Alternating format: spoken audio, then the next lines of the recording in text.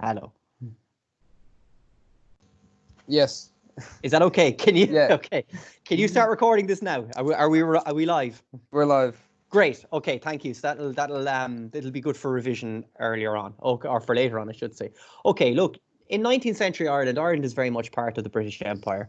We are an integral part of it. There are four strings to the empire: ourselves, the Scottish, the Welsh, and the English themselves. In the 19th century, there's a process of land redistribution in Ireland, and what that means is the majority of the population in Ireland become um, basically become less and less holders and become more and more landowners. And because that concept is starting to change, where the landlord is starting to kind of maybe lose his grip on the land, this talk of home rule really begins to emerge. And this is where the kind of the idea of Ireland defining itself or having its own say is very, very important. The view of Irish people abroad is very, very poor. As you can see by this look, the Irish basically are defined by the English and by especially the London Illustrated News. We're kind of defined as being, shall we say, subhuman. And as you can tell by the facial features and perhaps the rig out or the gear that the Irish people are wearing in this cartoon, we're not perceived as being the most worldly. In fact, this idea of Irish people being ape-like or being, shall we say, um, almost like the missing link or being a Neanderthal is very common at this time. And it appears in cartoons in America and it appears in cartoons in the UK. And that the Irish are seen as fighters, seen as drunks, and seen as Neanderthals. Even if you look at the very front here, you can see that there are frogs or amphibians, and it's almost to say as if that the Irish are exactly the same, that we are coming out of the bog. Okay. It's an unfortunate stereotype that really kind of stays with the Irish people throughout the 19th century and into much of the 20th century. In fact, it's something that really we have to kind of contend with up until the 1980s. 19th century Ireland is defined by a lot of different people. One of them is Charles Stuart Parnell. Here's Parnell. He's got a very impressive beard that I'm very, very proud of looking at. But Parnell was basically one of the main instigators in the first Home Rule push. He's also accompanied by somebody called Michael Davitt. Davitt is from County Mayo and he's the founder of the Land League. And basically, they are talking about and trying to convince, their whole job in the Land League is to try and convince landlords to leave and to basically hand over the land to Irish people so that they can not only own it, but they can farm it and profit from it. He talks about the three F's: fair rent, fixity of tenure, and free sale. Fair rent, that's obvious. Fixity of tenure, that means I know how long I'm going to have the land for, and therefore I can plan. And I have fixed tenure. That means I'm not just going to have it for one season or 1 year. I can have it for 5 years. I can have it for 10 years. And this is also known as Conacre. Free sale. Well, if I own the land, I can sell the land. Or if I own the land, I can buy more. It's up to you. Okay. Gladstone is the prime minister, and he is basically during the 19th century also in agreement about using the parliament and pushing for home rule. Okay. Are there any questions so far on the 19th century part there? Okay, let's see. Okay.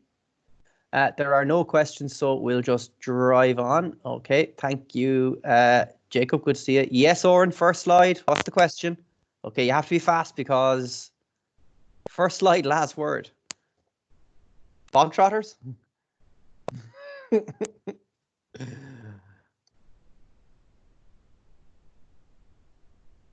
Okay, I'll come back to that. Okay, 1801.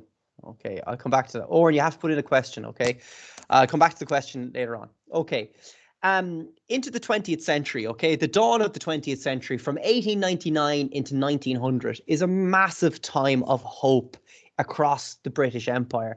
It's the dawn of a new era. In fact, the British Empire is probably experiencing its height. Okay, at the turn of the last century. Most of the globe is pink. But in Ireland, which is Britain's back garden effectively, northeastern Ireland is preparing itself to avoid being part of Home Rule from this time on. Now that's important because the counties, especially of Antrim and Down, don't want Home Rule. They want to remain integrated into the empire. In 1912, Home Rule is finally passed, third time's a charm, with no provisions for Ulster in inverted commas. It was to be a 32-county sovereign nation, which means it was to be part of the British Empire. However, the Unionist community, led by Carson, basically wants to remain part of the empire. And the Unionists were planning armed resistance against Britain to show loyalty, and this included gun running. The Unionist volunteers, okay, or the Ulster Volunteer Force, the UVF, they are basically a militia who are formed together and run guns into Larne, Larne, in Northern Ireland in 1912. And they are basically against Home Rule. They see that Home Rule is Rome rule. And as you know, Rome is the capital of Italy, but it's also the centre of the Vatican, which is the Catholic Church. And the Unionists felt that Home Rule was Rome rule, which meant that basically if there is Home Rule, there will be an unallowed, or shall we say, a very negative Catholic influence as to how the country was to be run. Okay, so effectively, this is kind of where we are setting up the idea of what 20th century Ireland looks like before the First World War. 20th century Ireland, though, is a real big time of Renaissance, actually, in terms of literature. So the likes of William Butler Yeats, Gregory is a painter, and Douglas Hyde is basically one of the founders of the Gaelic League and is a promoter of the Irish language. Douglas Hyde, of course, is our first president. And these are kind of this idea of cultural nationalism. So basically, you didn't have to have a gun to be a nationalist. You could be a nationalist through your language, through poetry, or through your art. Okay. And John Gregory, of course, paints Lady Lavery, Lady Augusta Gregory, and she is quite a famous painting. And her face makes it onto all of the notes, the banknotes that are published, or printed, I should say, in independence. Arthur Griffith becomes the founder of Sinn Féin in 1905, and they are constitutional nationalists. That means they want to use the ballot box and not the bayonet when they are trying to achieve nationalism as well. The nationalists become aggravated by the special treatment of Ulster, and the nationalists, of course, want a national country. They want one unified national government in Dublin. The nationalists and the unionists start arming, and the nationalists become the Irish volunteers. And basically they drill or practice manoeuvres, some of them using Hurleys, because there is no access, very little access to weaponry in Ireland. Home Rule then is delayed with the outbreak of World War I, and all sides pull back with the war as sort of a cooling off period. So this sets the scene then for World War I. And many Irish volunteers, go and fight, following on from John Redmond's call, who's the leader of the Irish Parliamentary Party in Westminster, and they call on the volunteers to fight, because if they fight during the war, after the war is over, and they obviously assumed that Britain would be successful and defeat Germany, that they would be rewarded with Home Rule. However, the horrors of the war really start to ring home, and the narrative begins to change throughout the war. Battles in the Somme, Verdun, Ypres, Gallipoli, all these famous battle sites of the First World War are absolutely horrific. And during this time, the narrative changes about the war, that the war is not seen as just. Also during this time, a big problem for the British and for the Irish is the conscription crisis. Now, we probably know from maybe the Vietnam War, or maybe we don't, of what conscription is. Conscription is when you are forced by law to fight for your country. And because the First World War was causing so much trouble for the British, they actually introduced conscription. And if they started to introduce conscription in Ireland, there was going to be a massive problem, because many people would refuse to be conscripted. So there was a delicate balance there. And what actually happened was it just turned into a massive crisis. And basically, by not rolling out conscription, the British government failed, but also created a bigger problem for themselves, because they created a huge amount of resistance from Ireland. Cue the 1916 Rising and all that. And it's an IRB-led campaign. And I know some people are asking me about the difference between the IRA, the IRB, Sinn Féin, etc. IRB is basically the group that's involved in setting up the Rising. The IRB heads, of course, are kind of down here at the bottom, okay, of the proclamation. And the IRB led the Rising. However, the newspapers got it wrong and called it the Sinn Féin Rising, which actually helped them in the 1918 general election later on.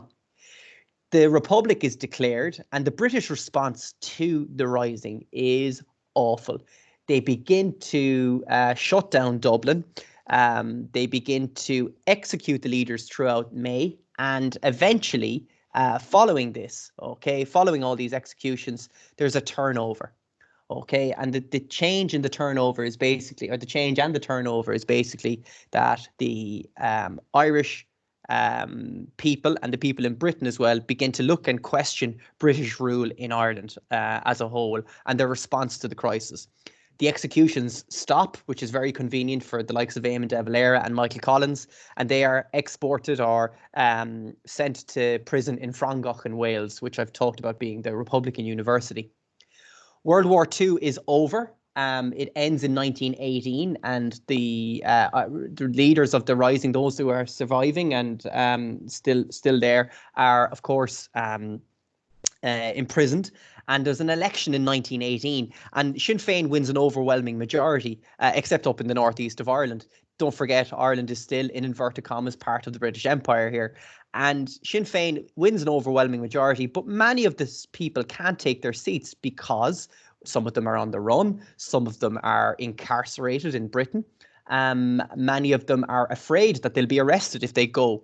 So the nationalists who win the seats in this overwhelming majority refuse to sit in Westminster, and they meet at their own parliament, and they call it Dáil Éireann. It's a shadow government. Shadow governments are common in government. Generally speaking, they're called the opposition. So in Parliament at the moment in Britain, the Conservatives are in power, and the Labour is the shadow, and that basically just means that they're not really a government. So Dáil Éireann meets in the Mansion House on Dawson Street inside in town, and they meet on the 1st of January 1919, and that is the first day really in essence of the War of Independence, because we have a parliament, and then the volunteers, who now class themselves as the IRA, start fighting. And it starts in Solohead Beg in County Tipperary, where the RIC barracks is taken over. And I spoke to you before about about how Ireland is basically a war zone at this stage, but who they were and who were the British, what were they? So they were the Auxiliary Police Force, the RIC, which is the Royal Irish Constabulary. In Dublin, it's the Dublin Metropolitan Police, the DMP. And in all over the country, then you have the auxiliaries and, of course, the Black and Tans, who wore black and tan uniforms. And these, of course, are ex-British soldiers, many of them suffering from what we class now as post-traumatic stress disorder, and who are involved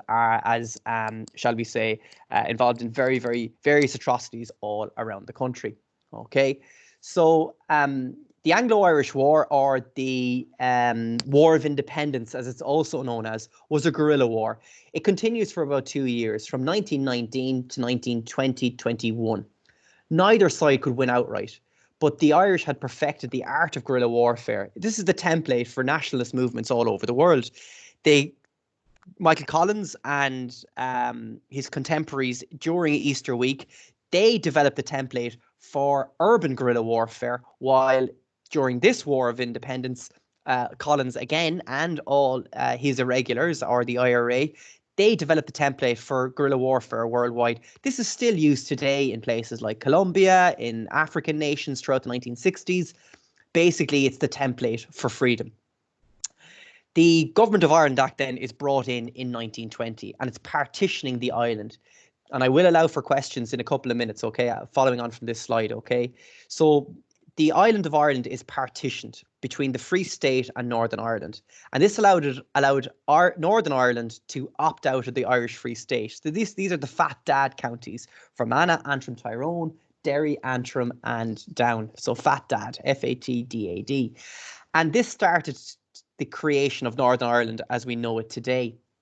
This is the partition of Ulster. Okay, and this is how it applies really up to even today, beyond 1998. And I put in 1998 because that's the day of the last Anglo-Irish agreement. And the counties of Ulster are kept separate. So this is the early 1920s, and what we have is we have Ireland partitioned. And not only do we have Ireland partitioned, but we have Ireland partitioned in the sense that Ulster remains part of the British Empire, and Ireland, the rest of Ireland, is a free state. But this free state has dominion status and has to give an oath of allegiance to the king and to the empire itself. And this creates a big problem. So Ireland is participated into two separate jurisdictions. One comprises of 26 counties to the south, while other comprises of 6 counties to the north. And there were a number of factors that contributed to Ireland's partition. One of them was religious affiliation. Most Catholics in the northern province of Ulster were nationalists in their political sympathies and wished to become part of a new independent Irish state that was being created in the south.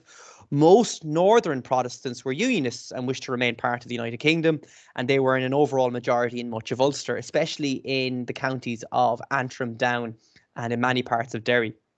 Partition was conceived as the answer to what the British like to call the Irish question. Okay, now many nationalists viewed the new border as nothing but an imperial imposition, especially De Valera.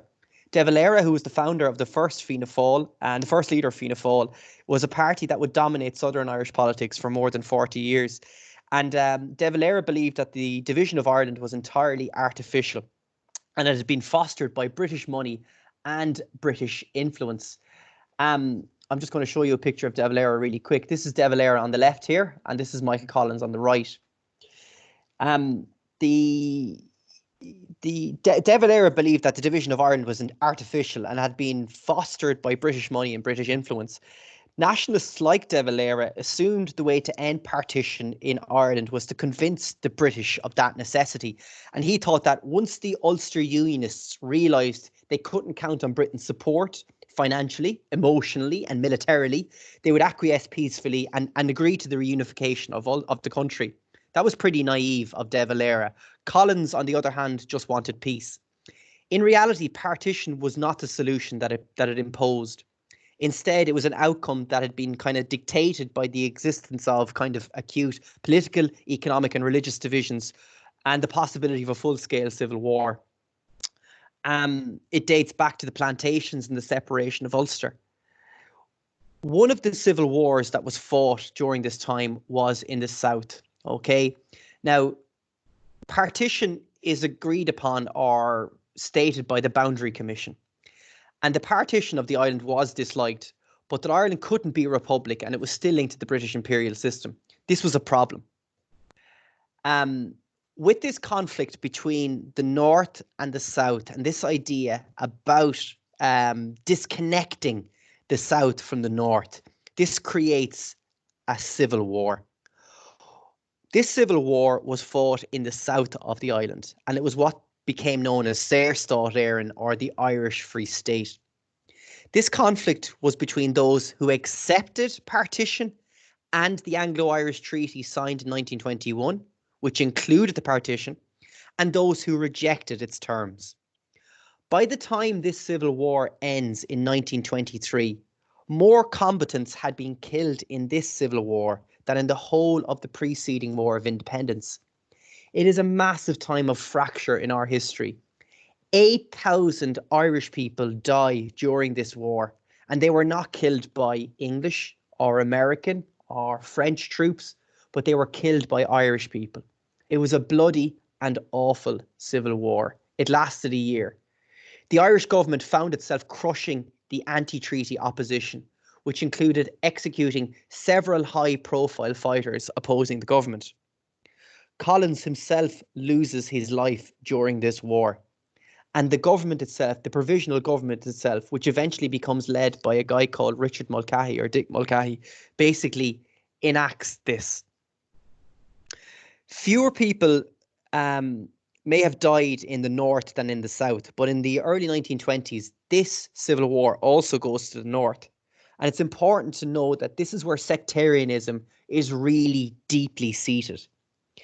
Religion has been inextricably linked to conflict in Ireland, and this is a potent recipe for conflict between Protestants and Catholics that would stretch well into the 20th century.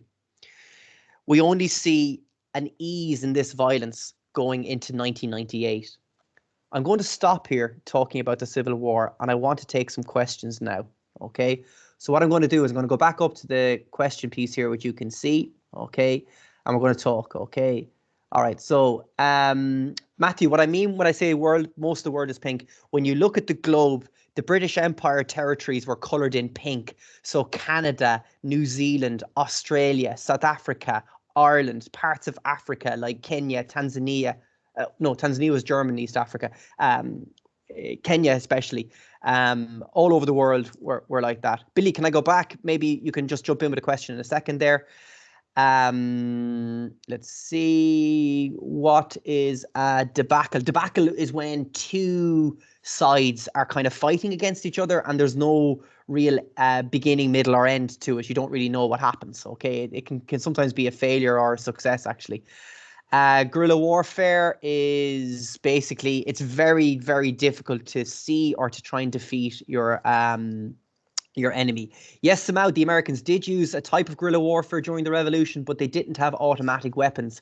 And the type of warfare that the Irish used during both the War of Independence, the Civil War, and indeed the 1916 Rising is the warfare that we also know today.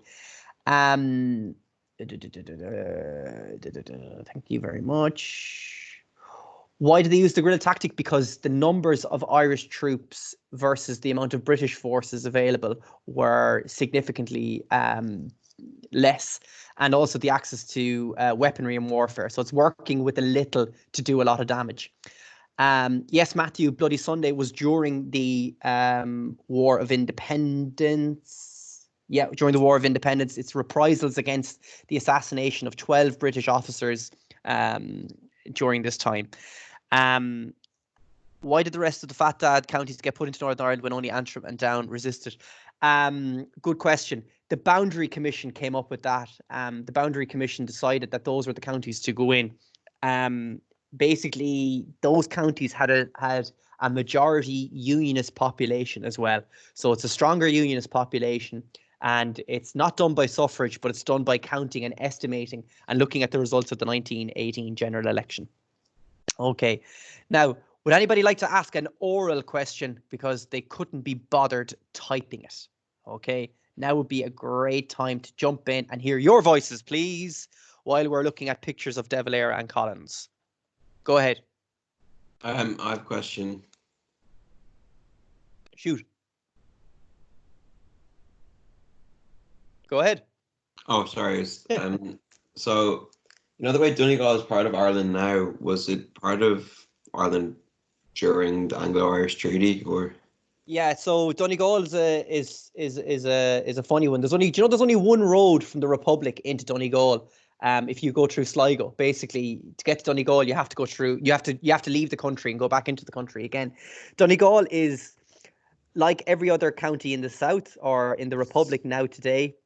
Donegal is part of the 32-county sovereign part of Britain up to the Anglo-Irish Treaty negotiations. But then when the treaty is signed in December 1921, Donegal becomes part of Saorstát Éireann.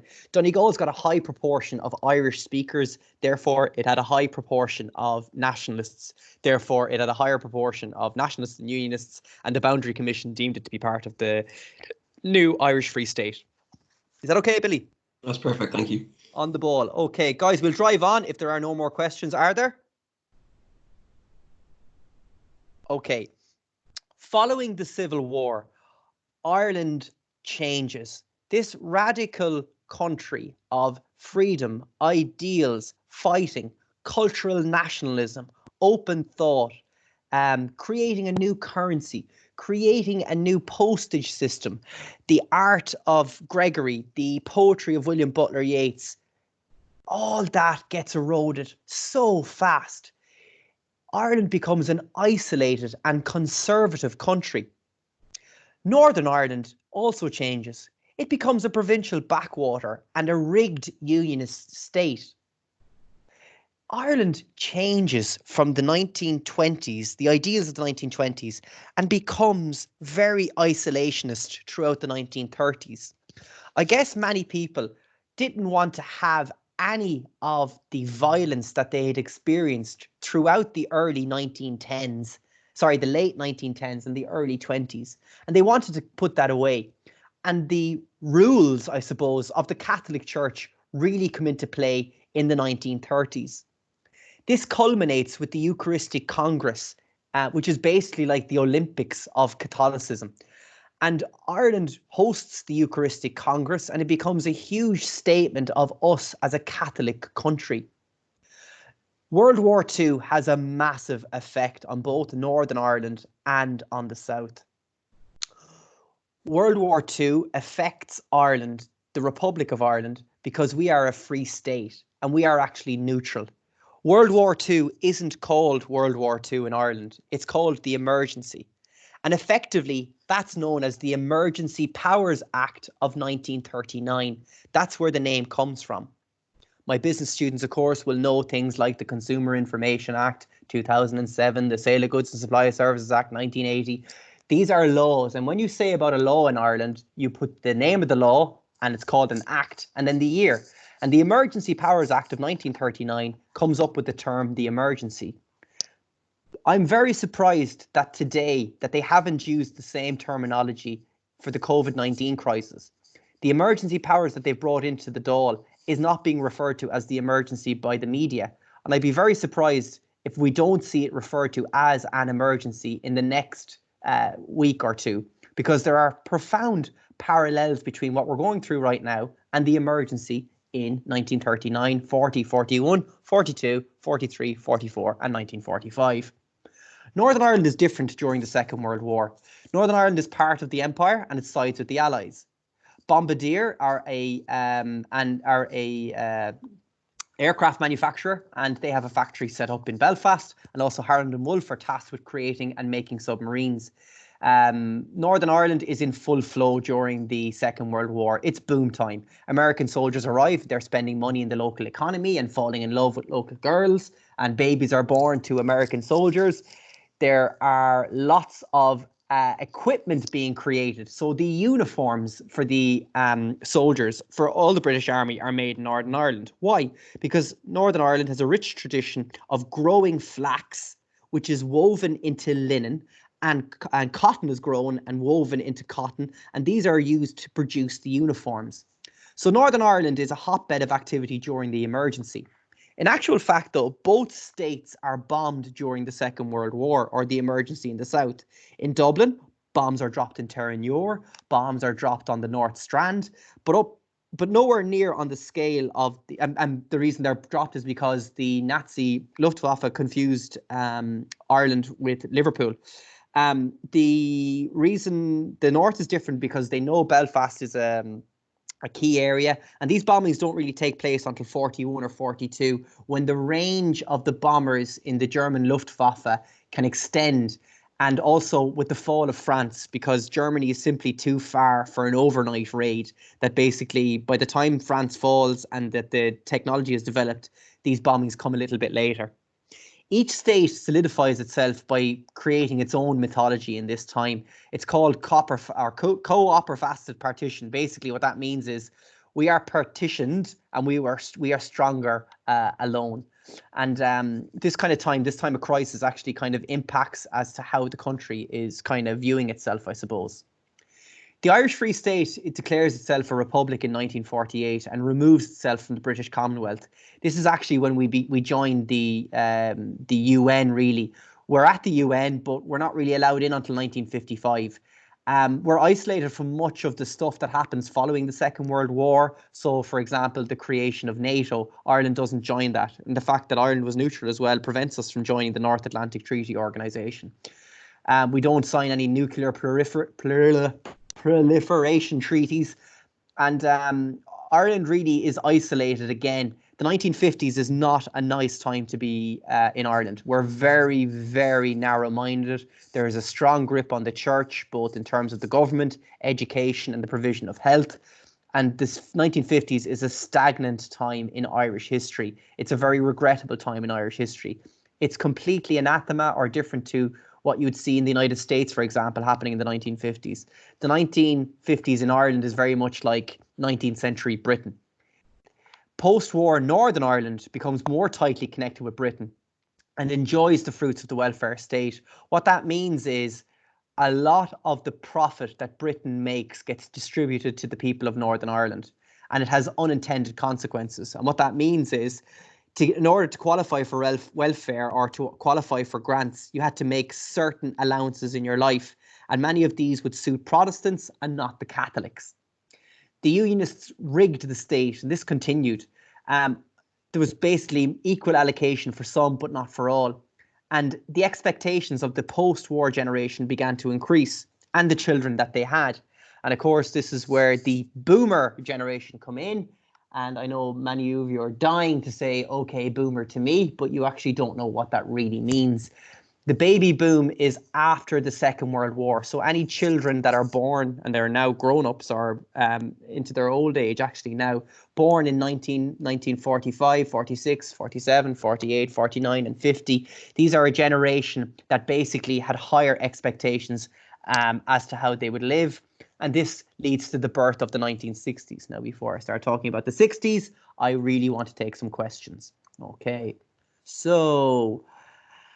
Okay, Senan, I hope you got your charger. What is meant by a rigged unionist state? Okay, so when something is rigged, Oren, it means that it's set up for somebody else to win and somebody else to lose.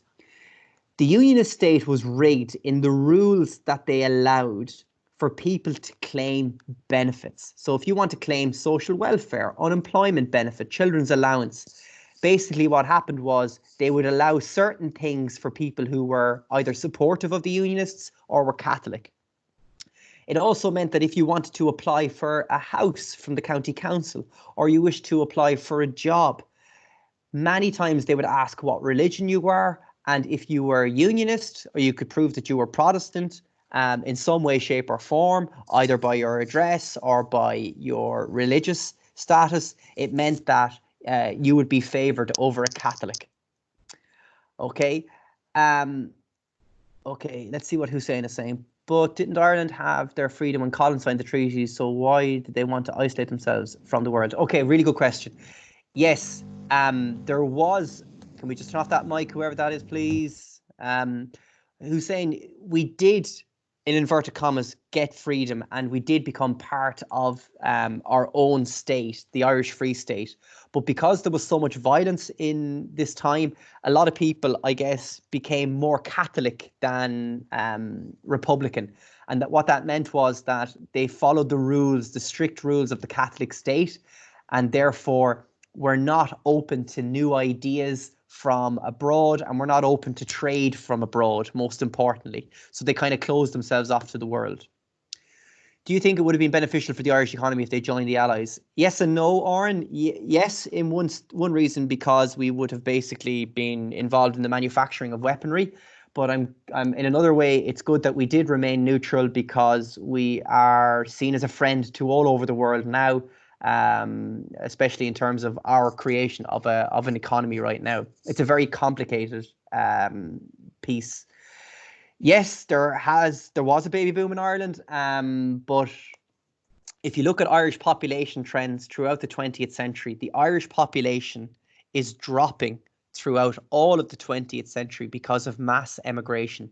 The only time we see a rise in population is from census 1995 onwards. From the 90s, the Irish population begins to rise again.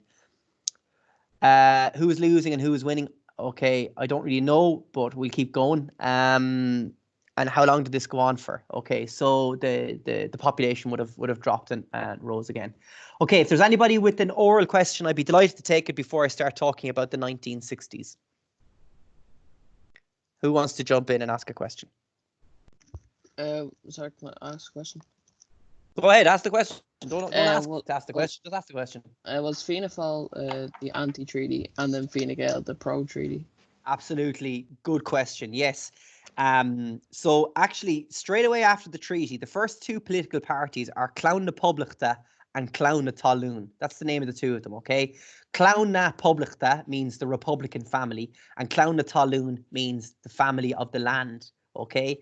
Clonn na Talún, or the blue shirts, and Clonn na Poblachta would have become Fianna Fáil. So basically, yes, you're right. Fianna Fáil are basically would have been born out of the anti-treaty forces who wanted a 32-county republic, and the pro-treaty forces became Fine Gael, who wanted a more conservative type government and to try and shall we say deal with the problems by speaking rather than by fighting. And Fianna Fáil was led by De Valera, and Fine Gael is founded in memory of Michael Collins. But there are many different leaders to Fine Gael throughout the years. Fianna Fáil leader is De Valera up until the 1960s, when I'm going to start talking about it now. Okay, thank you. Very welcome. Any other questions, guys? Now's the time to ask. For the population, didn't the population start rising in the 60s? Because it does, but the level of emigration, Christian, cancels it out. We do see a rise in population in the 60s. You are totally correct, but unfortunately, emigration decimates it, and we don't really see the rise in population that we have today until the 1990s. You're totally correct. Okay, thank you. All right, no, good question. Come on, lads, jump in there. Zoe, if you have a question, ask. Billy, if you have a question, ask. All good? What would happen to Protestants in the south of Ireland? Really good question. So Protestants in the south, many of them, Zoe, just because they're Protestant doesn't mean that they are nationalist in their view. So people like Wolfe Tone, for example, going back to 1798, he was a Protestant and he was a nationalist. So there are Protestant nationalists, as well as there are Unionist Catholics. There are even some Unionist Catholics living in Dublin today, believe it or not, because unionism and nationalism, again, is a political persuasion rather than a religion. So following on from partition, a lot of people who lived in the south and who maybe were pro-British, okay, would have had, shall we say, certain grants given to them by the government to run or to, I suppose, progress and to maintain their unionist leanings. Among them would be grants for education. So schools were set up and schools were preserved. So a lot of the private schools around the country that are Protestant, like, say, King's Hospital or Columbus College in Rathfarnham or Multifarnham in Westmeath, these Church of Ireland secondary schools were given grant money to preserve their religion or their ethos. Okay. Any other questions? I'll be glad to take now before I start talking about the 60s in Ireland. Okay, we'll drive on. Actually, I won't. I'll just have a look at the chat group and see if there's any questions that are popping up. Okay, all good. Let's keep going. Okay, 20th century Ireland. The 1960s was an optimistic time all over the world, man. It was a time of world economic growth. Marshall money, Marshall aid is being spent all over the Western world, and Ireland is no different. We have a new government in form. Okay, it's a Fianna Fáil-led government. The Taoiseach's name is Sean Lemass, and he brings in programs for economic expansion that are written by T.K. Whitaker. T.K. Whitaker is the name of the civil servant. T.K. Whitaker is an important civil servant because he basically writes the rule book for the open economy. And what that means is that Ireland becomes more open in the 60s. We start building and manufacturing things and selling them to America and Britain. The 1960s is basically the Irish Industrial Revolution. Up to the 1960s, most of the jobs involved food production and food production for a family. The 1960s sees the building of factories all around Ireland in different counties, and people get jobs. And if people get jobs, they get household money. And if they get household money and wealth, they can spend it on their family. And they can spend things on things like housing, things like radios, things like new sinks, things like white goods, things like frozen foods. So the 1960s is an optimistic and time for growth. There are many ministers, Fianna Fáil ministers, who are really popular at this time. They're called the men in the mohair suits. Mohair is a really thick fabric, and it's that kind of 1960s Mad Men sort of look that you might know from TV. Ministers like George Colley, ministers like Charles Haughey, ministers like Donogh O'Malley are kind of swashbuckling and take initiative, and they're young. Donogh O'Malley is really important because he's the one who introduces free secondary education, and he's one of the reasons why you don't have to pay for the call to me today. In 1963, John F. Kennedy visits Ireland, and I'd always like to spend a lot of time on this because the 60s is a time that I really researched a lot when I was in university, and the 60s is a time that I really researched on Irish history as well. But JFK visits Ireland in June of 1963, and he talks to the Dáil, and he talks to the Dáil basically in terms of dreaming. He quotes George Bernard Shaw when he says things that, you should dream of things that never were and say why not, instead of saying why to everything. It's a landmark event within Ireland. Kennedy offers hope and inspiration, and he is almost a returning son of a successful or prodigal son returning. Because, of course, his family come from County Wexford. In the north, things are slightly different. There's a growing number of Catholics who would go on to university now because of the 11 plus exam. And the 11 plus exam basically meant that when you turned 11 in Northern Ireland in the 60s, you took a test. And if you did really well in the test, you could go to secondary school for free. If you didn't do well or you failed the test, you didn't get to go to secondary school for free, and you'd have to either go working or your parents would have to find the money to send you to secondary school, to a grammar school. In Northern Ireland, there was a geriatric ruling class, and that meant that there was really old men, mostly male, pale, and a lot of them now are stale, who only responded with force, and there was overt racism towards Catholics. So Northern Ireland was basically beaten down with a stick, and it was nowhere near as optimistic as the South. As we push on then, the government in the South is looking at what's happening in Northern Ireland. And in 1968, there's a massive movement called the Civil Rights Movement. They're really sick and tired of Catholics being mistreated, and they just want total and utter, shall we say, freedom or equality that the Protestants were enjoying. Northern Ireland explodes into violence in 1968, and this is the beginning of the Troubles. It's basically the police force, which is the RUC, the Royal Ulster Constabulary, and the British Army are not defending or protecting Republican or mainly Catholic community. There's a real fear of civil war in Ireland.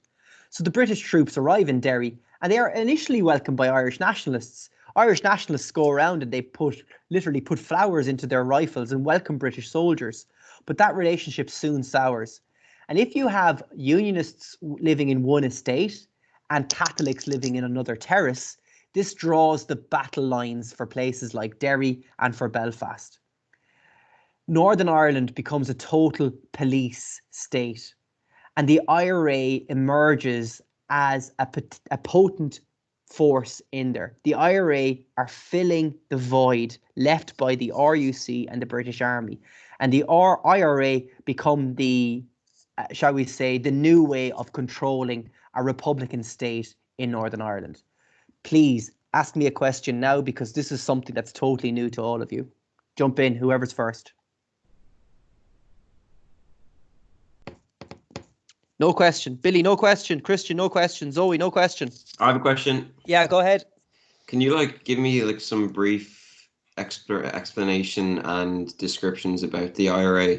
What did they do? Okay, so the IRA, right, were from all parts of Northern Irish society. The IRA would have been people who would have been working in schools, people who would have been working in bakery shops, people who would have been working as butchers, people who wouldn't have been working at all, who couldn't get a job because the British government wouldn't allow them to claim welfare because they were left out. Because the civil rights movement and people like John Hume creating a civil rights movement, what they were trying to do was ensure that Catholics were treated equally to their Protestant brethren. This wasn't happening, and they tried to peacefully protest and to try and make the change with the British government.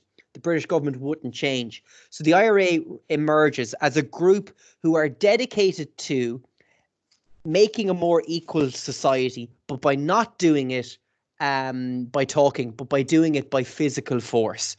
So people in the IRA are, you know them today, they're still alive. So people like Martin McGuinness, who passed away, Gerry Adams, Desi Ellis, who's a Sinn Féin TD for Dublin North, Martin Ferris, who's from Kerry. He emerges as an IRA figure, and they're a cross-border figure. And the IRA emerges as a force. They are a guerrilla force army. They are a hidden army. They are a non-recognized army from the state, and they are their task or their modus operandi is to cause enough mayhem to disrupt British rule and to do it through violence. And there are, shall we say, there's a lot of cyclical violence then throughout the 1970s. In the North, Billy, right, there's a kind of a phrase called, let's think of it now. It's in the North, okay, when you say hello to somebody, whataboutery is what it's called, okay? So if you talk about maybe the IRA doing something, then people who are Republican will say, well, what about what the British forces did, which is Bloody Sunday? And then when you talk about Bloody Sunday, someone will go, well, what about what the IRA did in Dublin and Monaghan? And there's no beginning and there's no end to what happens. Does that make sense? Yeah, makes sense. Have you any more questions? Anyone else with a follow-up question about the IRA or otherwise? Are the IRA and the RA different? No, they refer to the same thing. So when people say up the RA or they say the RA, they're referring to the IRA for short. Thank you. Okay. Any other questions, guys? There's a lot in the chats. Is there? Thanks, Yeah. Christian. Sorry, I was looking at my PowerPoint there. All Okay. Okay. Rig state, I've answered. The baby boom. All right. Okay. Or in a grammar school is basically, it wouldn't be like, well, actually, it kind of would be like our school. A grammar school is basically a school that focuses on very academic subjects and less practical ones. So in a grammar school, you'd be doing subjects like Latin and, foreign languages and higher level maths and things like that. And basically offering just kind of very academic subjects. Killian, direct rule is when Westminster is in charge of Ireland, or the British government is in charge of Ireland. Oren, how does one join the IRA? Did you sign up? Did you do a test? Did you get picked? I'm not going to answer that question because the IRA is actually still a terrorist organization, but it's usually community leaders in an area would create that. Why did Britain institute it in 1972? Institute what, Killian? I don't know. Maybe you could follow that up. If you signed up, yes, it isn't secret. Basically, they might intimidate you, Oren, to joining up as well. And there's lots of kind of examples of intimidation in the North at that time. Would most IRA soldiers be only from the North? No. A lot of them were from the South as well. A lot of them were operating in Dublin. A lot of them are still operating in Dublin. Their masks have slipped, many of them, when they were claiming to be, Sinn Féin, running for the election for Sinn Féin in the last election. And it's still in their lifetime. So there are many of them in your community who would have been ex-members of the IRA. Okay, right. We're going to drive on here.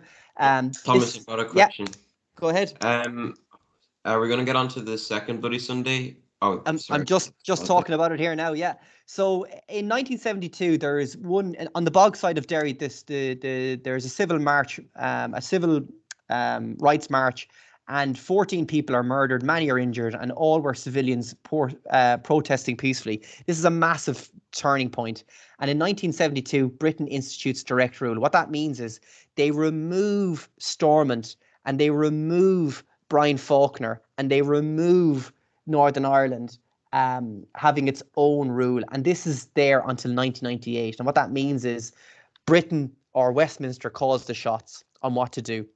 And there's this cycle of violence then throughout the 1970s as the IRA grows in strength and popularity, and the British and the RUC continue to brutalise the local nationalist population. So the 70s is a dark time in Irish history. In the 1980s, or late 70s, Margaret Thatcher arrives in 1979. She's not as hated as Cromwell in Ireland, but she's as close as being hated. And she is in charge of direct rule. This kind of culminates in 1982, where the Brighton hotel bombing the night before the Conservative conference, and the IRA blow up the hotel. But Thatcher survives the assassination attempt. Throughout the 1980s, then it's kind of popularised by hunger strikes. And one example is of Bobby Sands, who was born in Belfast and ends up being the face of the hunger strikers. He was elected an MP while incarcerated and dies 66 days into a hunger strike. This is another way of, shall we say, enforcing nationalism in Ireland as well. This cyclical violence continues throughout the 80s through secret negotiations between all parties, and there are several attempts to reach accommodations. There's an Anglo-Irish agreement in 1985 between Garret FitzGerald and Margaret Thatcher. Ulster says no, and the Irish civil servants make it very difficult for these negotiations to come through.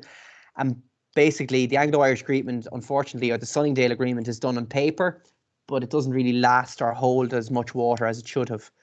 The end of the Cold War helps a move towards peace all over the world. The narrative about terrorists changes. There are no good terrorists. Hollywood movies throughout the late 80s and early 90s begin to give that message that there's no such thing as a good terrorist cause anymore. There's no strategic interest, and that terrorism is seen as a bad thing, unlike in the 1970s and in the 1980s, and maybe amongst some teenage boys today who would feel that terrorism is a good idea. There's a big change in it. In the late 90s then, Tony Blair and Bill Clinton enter, and basically they knock the heads together in Northern Ireland, and they begin to push people towards a united Ireland. Basically convincing people, that a united Ireland maybe is not on the cards, and that they need to talk about power sharing. And Clinton is massive in this. He appoints Ted Kennedy, who is John F. Kennedy's brother, to kind of agree to negotiations, and the Americans really get involved. And this signals the arrival of the Good Friday Agreement in 1998, which settles the issue of the North up to today with power sharing, and the IRA declare a truce or a ceasefire, as do the Ulster Volunteer Force. Okay, I'm going to stop there. I'm going to take questions really quickly because we're way over time, and then I'm going to set the work. Okay. Oops. Okay. MP, we know cyclical, Matthew, means that it kind of goes like a cycle. It begins and goes through a cycle and then starts over again from where it started originally. Guys, your work for class. Okay. Let's see. Oops. Okay. I'm just conscious we are completely over time here. Okay, so if I go into your OneNote there, okay, I can see I have mock exam number 1 in my homework, and I have mock exam number 2, okay? I want you to complete those for me, please, okay? So higher and ordinary level, you should have it there. I'm going to include the link to that PowerPoint in this, and of course the video is there for you all to look at. Can I just get you to take down the homework for me now in the meeting chat, and I can see then yourselves leaving the class as you have your homework taken down. So I'm going to check the journals on the way out. I just want you to write down the homework. It's to do all of both mock paper A and mock paper B for me, please. Okay, and that'll be due for the next time we meet. Okay, so can I just get you to write? Yes, sir. Didn't we finish mock paper 1 for the last homework? You should have, but not everybody has it done, Hussein. So if you have it done, you only have to do mock paper B, okay? Okay. Thanks, Hussein. Yeah. Okay, so, thanks, Oren. You can head away there now. Senan, you can head away there now. Thanks very much. Okay. So, Oren, if I could see your work put up, and Christian. Thanks, Zoe. Off you go. Okay. Is mock paper B where we had already started it and done questions 1 through 4? Exactly, it is. Okay. And then I'm going to post up a further mock paper C at a later date and a mock paper D as well, okay? Okay, thank you. Welcome. Okay, off you go. Thomas, do we do question 4, 5, and 6, or just all the paper? Exactly. Well, all the paper, but 4, 5, and 6 was to be done the last time. Okay. Okay. All right. Thanks, Christian. Okay. Thanks, Adam. Off you go. Thank you. Okay. Thank you, Samau. Off you go. Thank you, Oren. Thanks, Christian. Thanks, Hussein. Thanks, Jacob. Off you go. Okay. Okay. Thanks very much. All right, thanks, Billy. Off you go. All right. It's in your journal, the water. Okay, thanks, Killian. Off you go. Okay, Isabella, thanks very much. Off you go. Okay, thank you.